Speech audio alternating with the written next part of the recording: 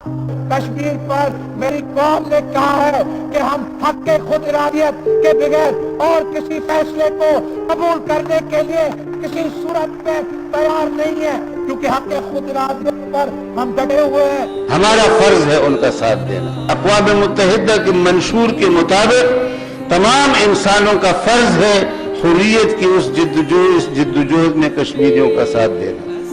ये पूरी कौम पहले भी साथ थी, आज भी साथ है और आने वाले कल में भी आपके साथ होगी। पाकिस्तानी कौम कश्मीर के लोगों के साथ खड़ी है, हमेशा खड़ी रहेगी।